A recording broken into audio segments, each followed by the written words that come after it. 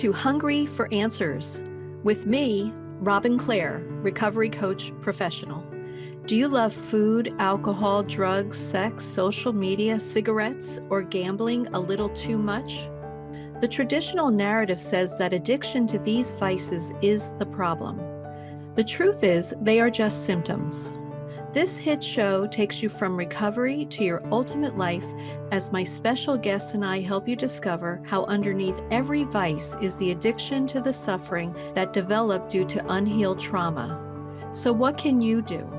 Hungry for Answers provides groundbreaking, proven solutions from my best-selling spiritual book, Feast and Famine: Healing Addiction with Grace. It's time to stop suffering and start living your ultimate life. You have a divine right to a life filled with love, joy, peace, and abundance. Hungry for Answers starts now.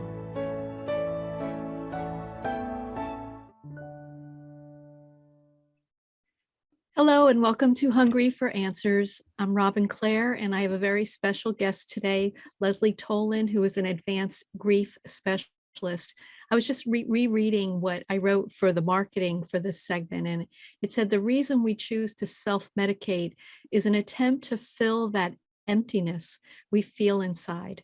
We are grieving when we use drugs, food, alcohol, shopping that puts us in debt, or whatever we do to fill the void. And in fact, I think that came from content that you had sent me, Lesleigh. So welcome to the show, Lesleigh.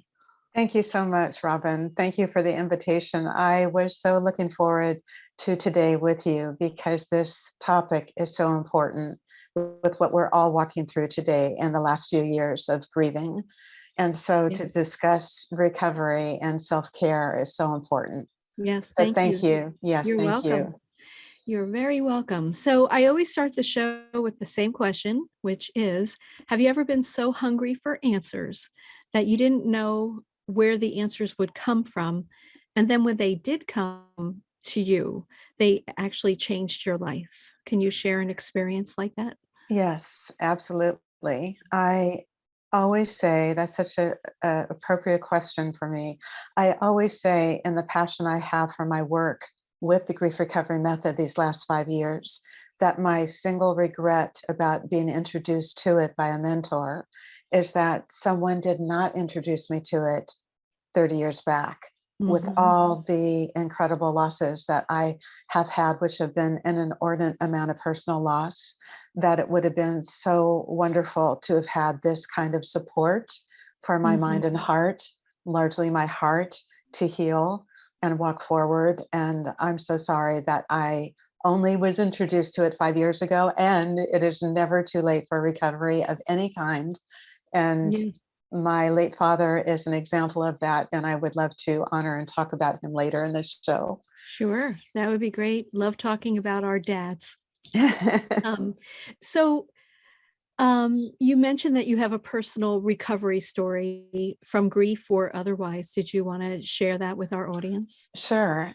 I am the daughter of a late recovering alcoholic, my father, and growing up in our home in Los Angeles years back with 2 older brothers was stressful, frightful, filled with anger, temper, and displays of never knowing when that temper was going to arise.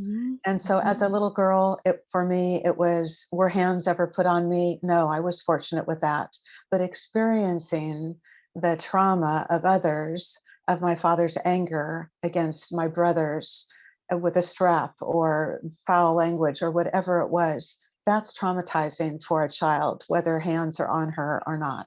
And so to grow up in that kind of environment and have a father as a model who is a highly functioning alcoholic, but not yet in recovery until he was 77, Robin. And then when he passed, I had given him his 14th year chip at 91. Oh, how nice. Never too late. Never too late. And I'm thinking your story is so familiar to mine because I'm the youngest I have 2 older brothers. Oh. And my dad had an unusual temper too. What we discovered later on is that he would have these, he had these series of heart attacks that he didn't know about. And so he had a real problem with his heart, and he wound up with 2 triple bypasses and a heart transplant. Oh my But goodness. I mean, the actual problems with his heart would cause him to be, funny and kind, his normal way 1 minute, and then like lose it if you spilled your milk at the table. Right. And so you never knew who was coming. And then as the years went on, after he had these heart surgeries, it was so great to get to know the real him, without the anger. Because I don't even think he would know where that anger would come from. So it's funny that you said 2 older brothers, because yes, I didn't get the bulk of that. Mm-mm. No, I guess because I had something else. I was trying to be perfect all the time so that I wouldn't have to be the one that got the anger. But we all went through our share of that. So So we we're were the good talking girls. the good girls. I was definitely the good girl. And So if I yes, might add please. just for a moment, Robin, Yeah. that the perfectionism which you mentioned is so important because we each who have suffered from trying to be perfect, which is such an inhuman quality, we're all Mhm. imperfect beings in this lifetime, and striving for perfection only makes us internally crazy Right. because there isn't such a place to arrive at. And as Well, one, go ahead. I was to say, I would say just a little differently, that I would say, I think the reason why we can't get there is because we actually already are perfect in the eyes of the divine, right? But Love it. there's this human trying to be perfect that contradicts the divine perfection that we are. And Beautifully so if said. we yeah, right. So if we Yes, actually were awakened early on in our lives to how glorious we are, we wouldn't be striving for that external perfection. beautiful. Yeah. Yeah. Beautifully said. Thank you.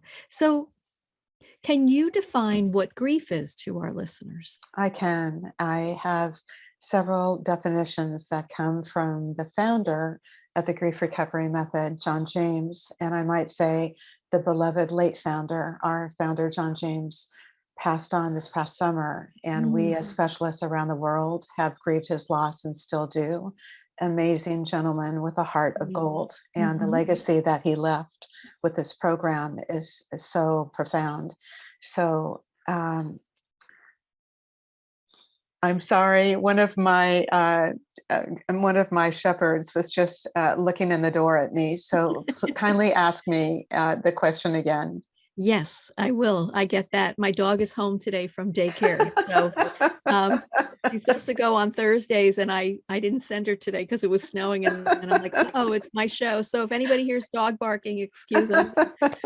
So the Sorry, question Robin. was, can you define what grief is to our Yes, listeners? yes, yes. Grief is the conflicting mass of emotions that we each feel when anything familiar changes.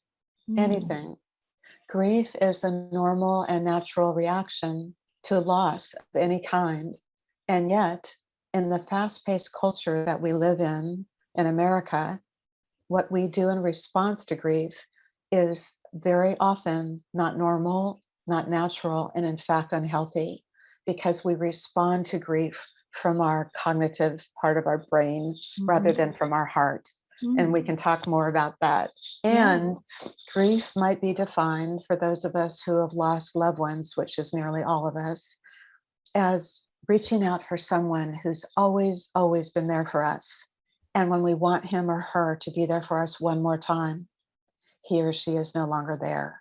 Mm, Or on the flip side of that, because there's always the front and back of the hand, that grief is reaching out for that person we wanted to love, who was in our life, who did not have the capacity to give the love to us.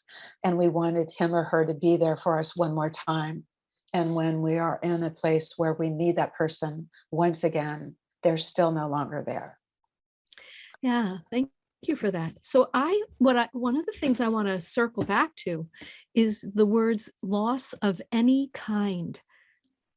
I'm not sure that people really recognize grief over things that are not as the like the two that you followed up on, the loss of someone physically or the loss of someone's presence.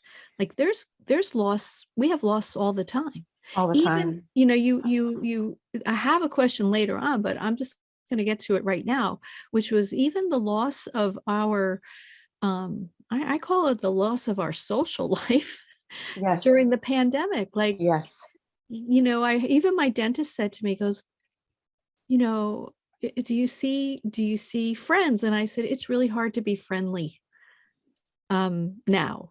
It's hard to be friendly. And so yes, I feel a loss. I feel a loss that, it's hard to go out, and we're pretty strict in our house because of a medical condition.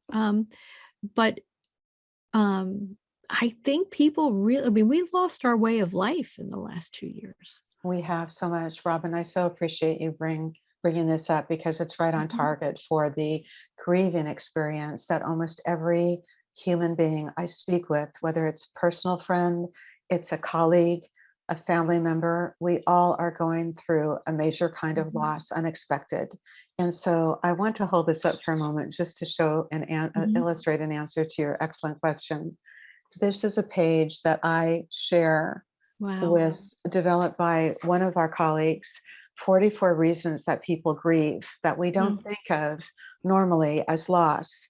And when I am speaking with a group of, say, colleagues or attorneys or whomever I might talk to in a group, I always ask a group, what do you think is the single most off limits topic of conversation in Western culture? And they will say, death, divorce, feelings. No, it's grief. We Mhm. don't know in our fast paced culture how to openly, with grace, speak about loss and grief. We don't know what to say. We haven't been trained by our parents in what to say. And many times their parents were immigrants who didn't know from their lives how to talk about loss. So I want to read just a number of them so that our listeners can think about, have you experienced any of these losses in your lifetimes? Mhm. So, listeners, count on your fingers, whereas Robin and I are not going to test you. Have you ever had a change in any kind of school, whether undergrad, master's, college, anywhere, high school, junior high?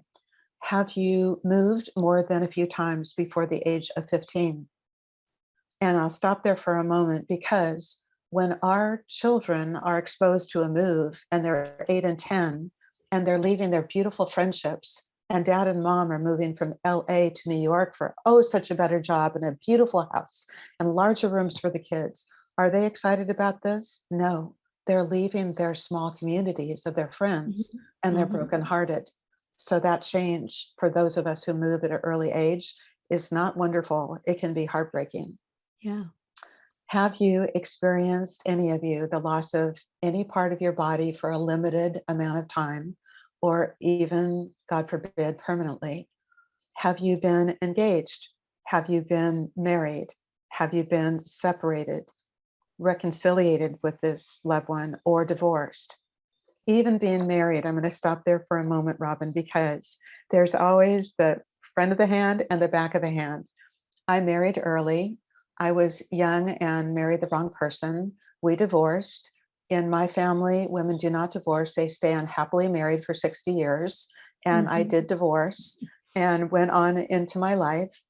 Later in life, I'm now with a wonderful man who's my husband, and I've been with him 14 years. In the in between years, I grew to be a very independent, feisty lady, loving life on my own and being at peace.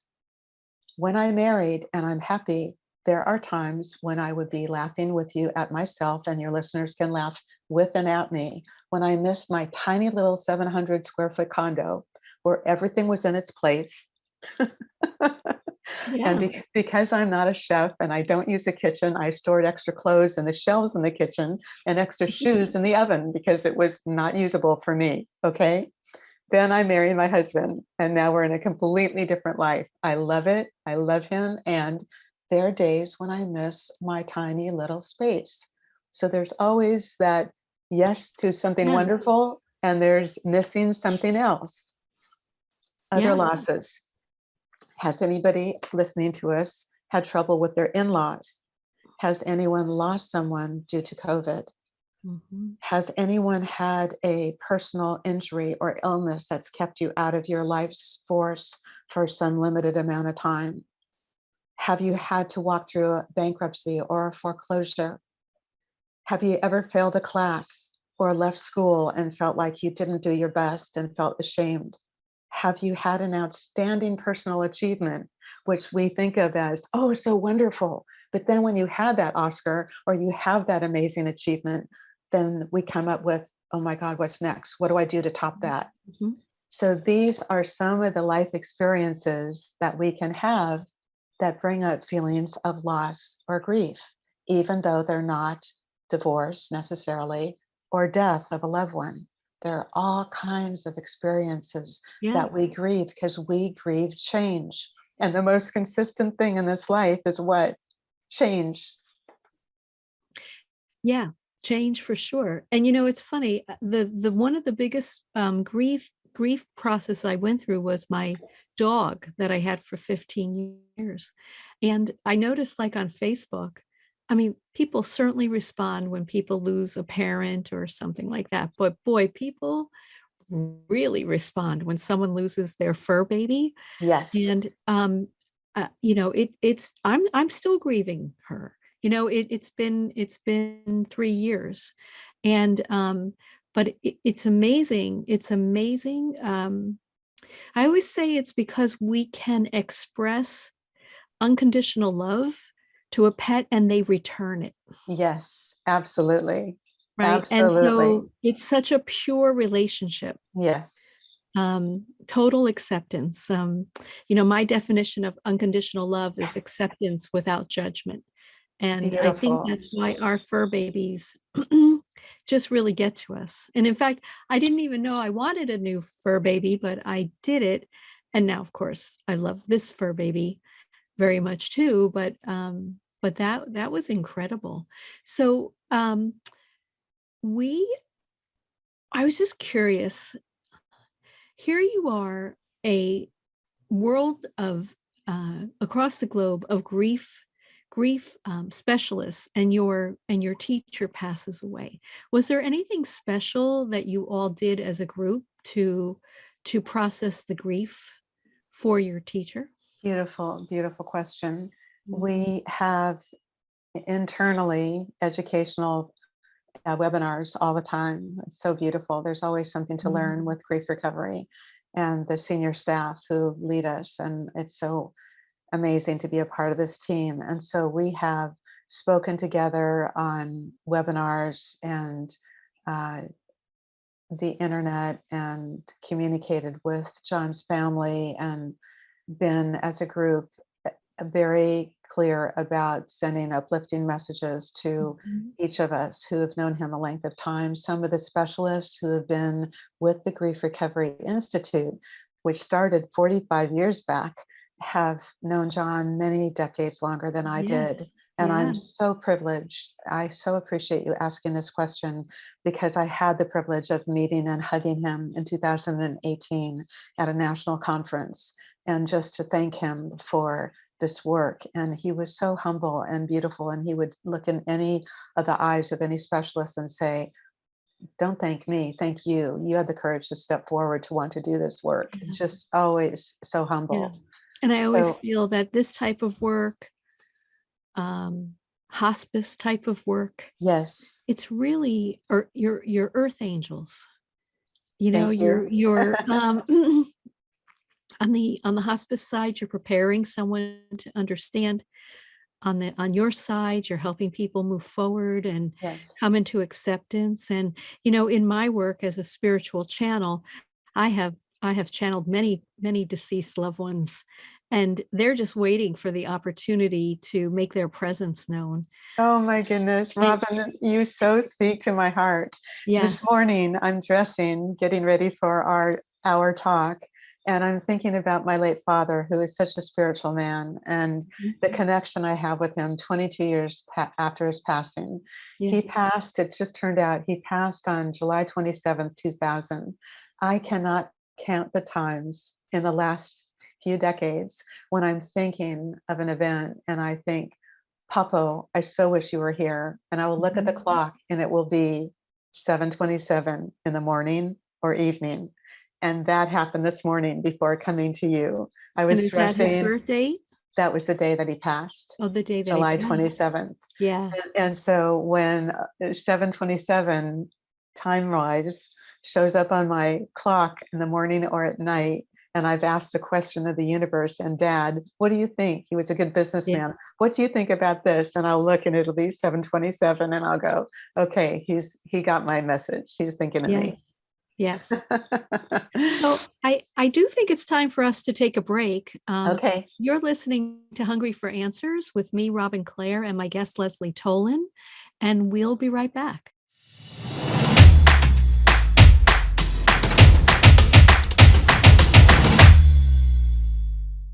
And welcome back to Hungry for Answers. I'm Robin Clare. And to connect with me, please go to clarity.com. That's CLARE-ITY.com.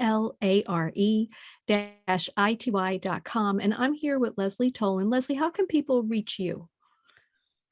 Easily, they can reach me by my website, which will this be in your notes post the hour Yeah. together? Beautiful. LesleighJTolin.com is my website, and I spell my name a little differently. It is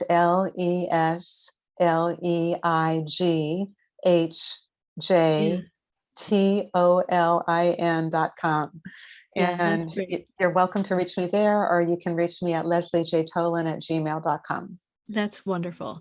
And so both Lesleigh and I have a free discovery session on our websites. Again, for me, clarity.com, CLARE-ITY.com, and then also Lesleigh J. Tolin, right? It was a J. Yes, .com. yes, Yeah. yes. And so, yeah, check that out, everybody. And so, so we're talking about grief and recovery. And I'm thinking about the impact of grief on the physical body, held Um, grief. oh my goodness. So So great. yeah, so for me, uh when I came on the spiritual path, I made my spiritual mantra, bring it on. And my my soul and my guidance just really brought it on. And there were, I think, in this lifetime, lots of grief and past lifetimes that I had to heal. And what would happen for me, it was almost as if the grief was actually stored in my belly, in my stomach. And when I would really be going through a grief release process with my therapist or with a healer, or myself even at home, it would feel like the grief would actually be coming up from my, as I said, from deep within me. And many times it would get caught in my throat where I would almost be choking on the grief. And I thought, Mm, it's so interesting. It's an expression, right? I'm choking on the grief, but I would actually literally be choking, like couldn't breathe because the grief would get stuck here until I was able to really release it. And the way I did that is I learned how to breathe. I worked with a breath coach many years ago, and I just had to say, wait, you can breathe through your nose. Breathe through your nose until I could actually release it into like the form of like almost like a sob that came out. So I'm very curious personally about grief in the body. Where is it stored? And what can happen if we don't release the grief that we're carrying? So often, it's such an excellent question, Robin. So appreciated. So often, my clients will begin their work with me. And if I might just briefly say that the grief recovery method is an experiential short term process by which we are following structured action steps that teach us how to experience loss and Mhm, process pain. mhm, And the beauty of that is so life-giving at the end and during that process. Many times clients will come to me even hunched over from the grief that mhm, they have been mhm, carrying. mhm, Because if we take it to an analogy of being little infants born with a little baby backpack on our backs, and in that backpack, every time we have a loss, it's thrown into the backpack because it hasn't been processed in any way. And the backpack might be filled as a baby with a little tiny pebble of a loss, and then a golf ball and a boulder as we get older and carry it as we age. And every time Uncle Al dies and Aunt Marian dies and our friend is estranged from us and we haven't processed it, the backpack is heavier and heavier and our shoulders get hunched over. And suddenly there's a time when it's so heavy from what we had not expressed and have stuffed inside that it breaks open and we're at a loss. And many times during that process, what we might have done to self-medicate when we talk about addiction Yes, right. is fill that void of so much pain and loss that shows up in our body with what? Exactly what you said in opening this webinar. We fill it with heroin, with meth, with coke, with weed, with food. That was my addiction in my early 20s, with whatever that might be, as you wrote, with shopping to put us into debt. We fill it with whatever we can to self medicate while our body is falling apart from unprocessed and unresolved grief. Yeah.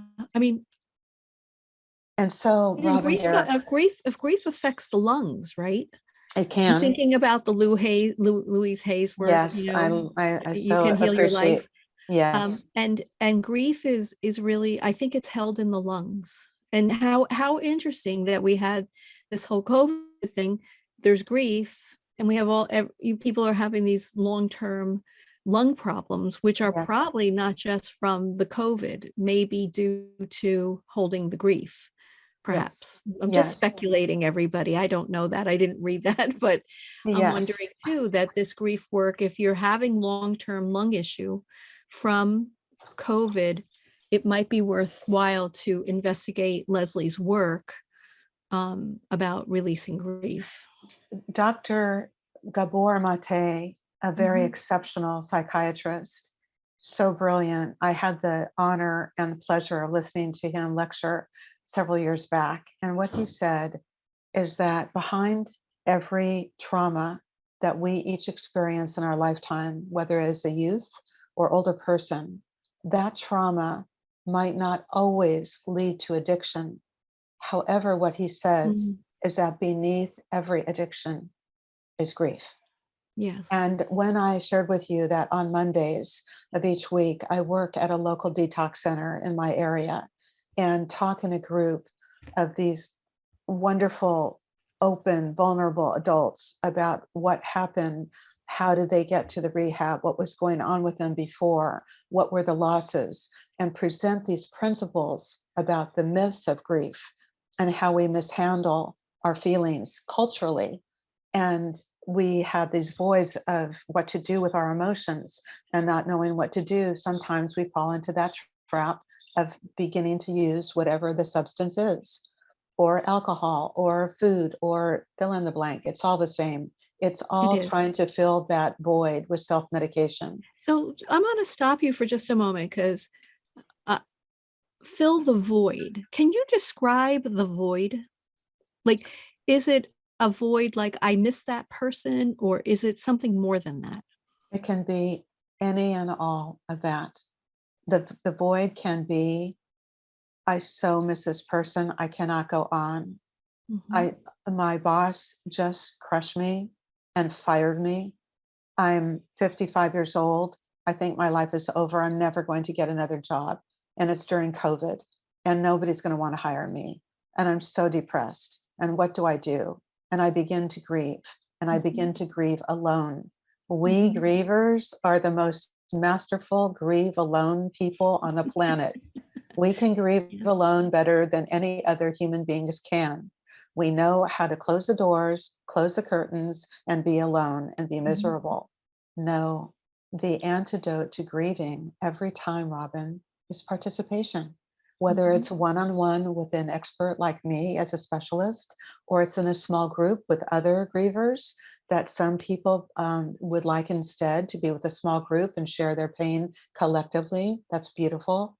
And the antidote always to grieving is participation.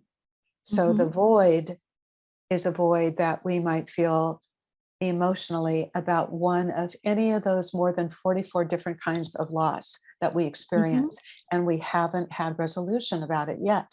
And when we talk with someone and we find out that there's a process that we could use to process our pain, it's like being, if you will, born to have a better life again. And the beauty of watching people walk through this program, which is not therapy, this is an educational program with a science base. So, for any Mm-hmm. listeners who are listening to Robin and me chat and are thinking, well, does this have an evidence base? Yes, it does. It is Mm-hmm. proven that people who walk through this course have significant changes in their knowledge of, their attitudes about, their beliefs, and ultimately their behaviors about loss. It's so Mm-hmm. beautiful to witness. So Mm-hmm. people at the end of 8 weeks, 7 or 8 weeks, will talk with me and their eyes are lighting up again. And they begin to say that they're sleeping through the night. They feel like they're beginning to thrive rather than survive. They can think of their loved one whom formerly they could not think about without searing pain, with warm memories instead, or fond memories instead. They can drive So, down the street where their best friend lived, who yeah. since died, and not feel searing pain any longer. It's so beautiful to witness that kind of transformation for people.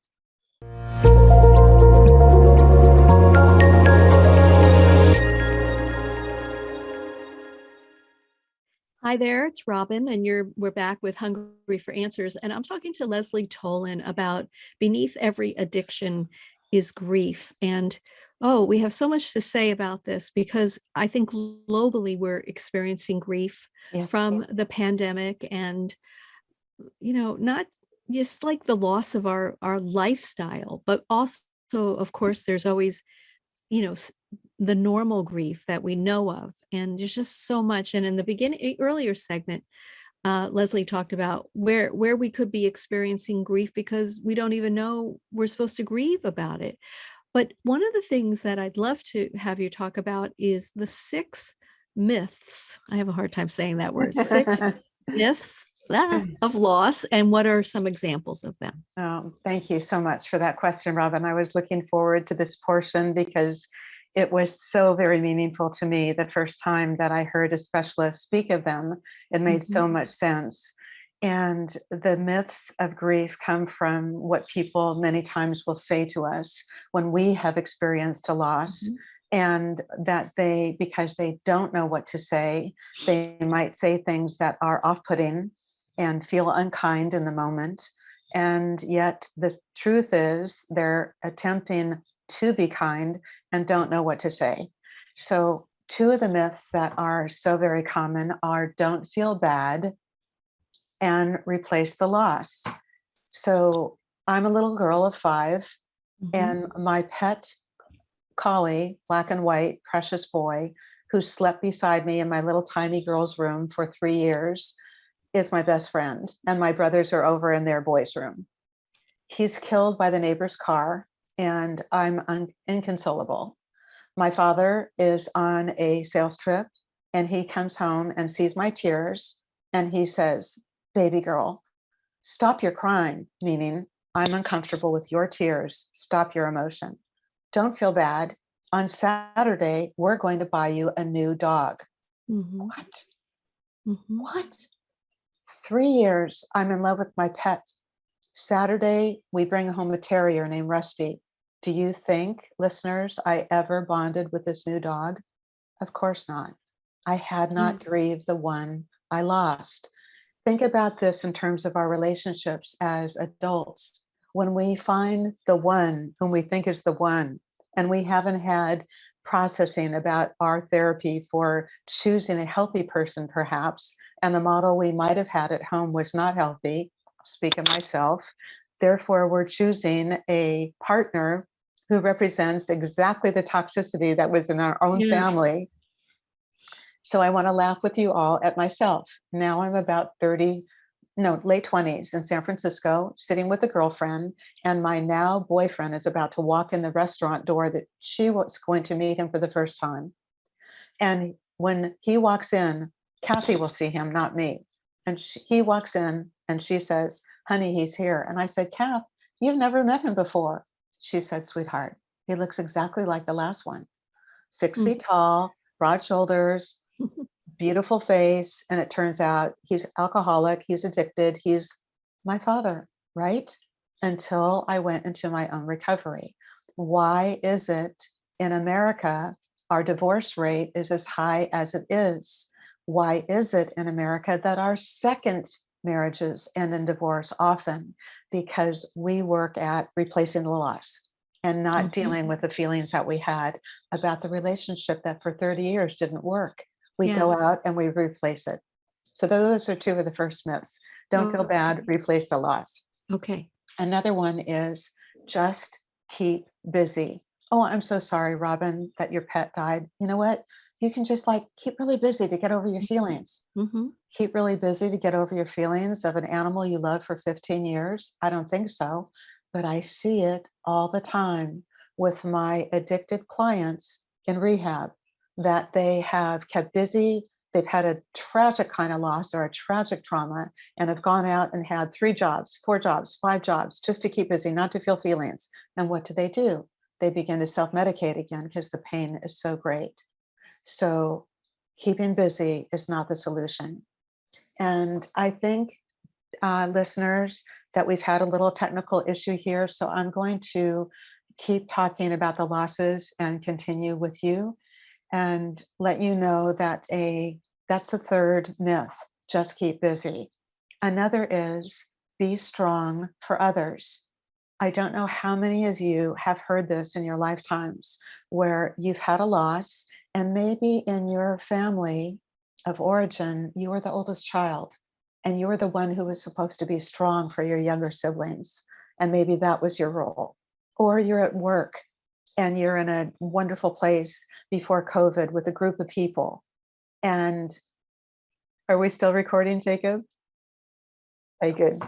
And maybe what happened is your boss, someone said to you, please stop your grieving. You need to be strong for your others on your team. Or if you're in a family, they might have said to you, they might have said to my eldest brother, stop crying, Gary, when our favorite uncle died because he was so close to him and my father could not deal with my brother's tears.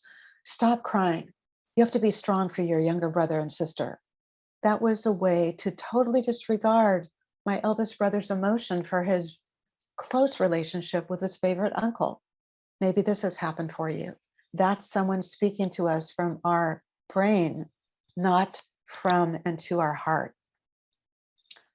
Grieve alone. We talked about this with Robin about a half hour ago.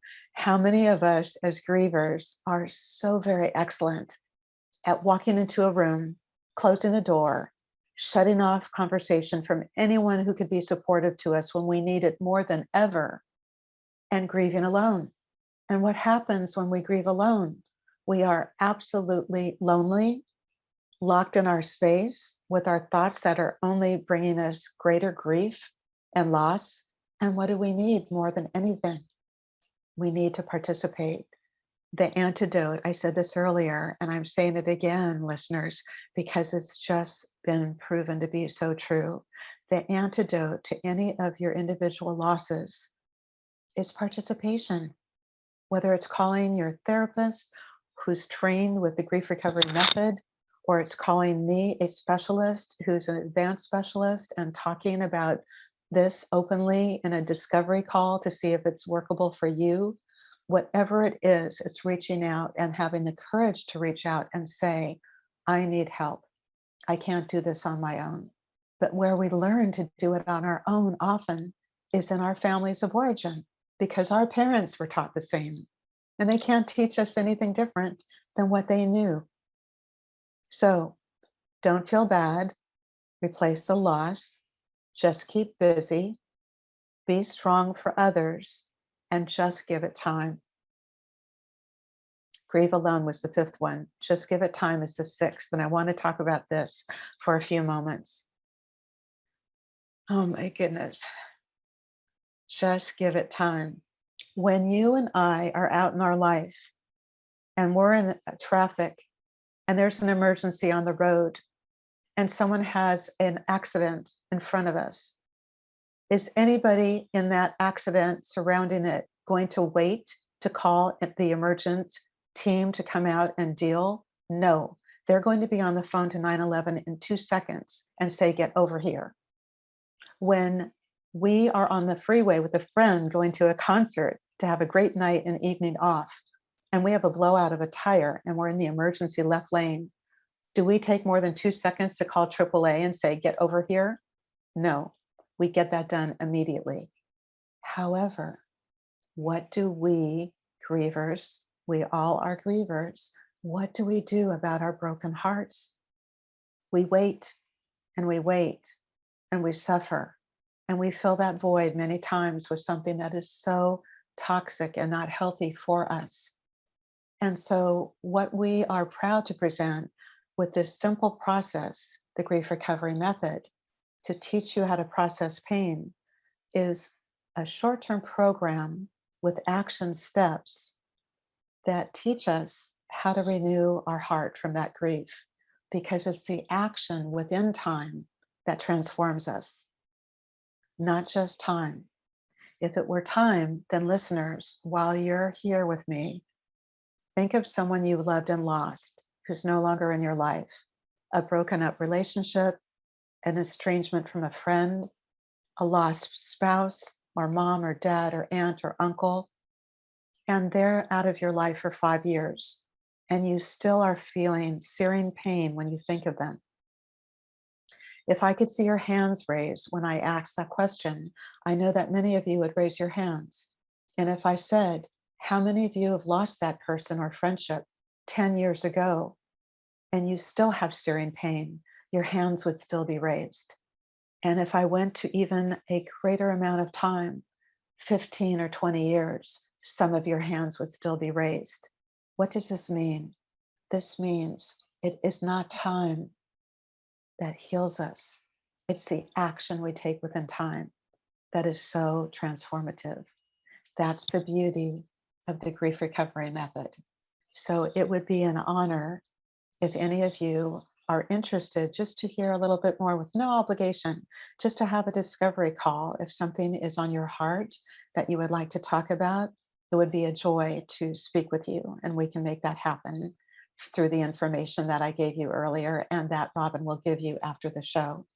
It's been my honor to be with you, and I can only say, in leaving this hour together, please go out today and do something for self-care that fills your heart.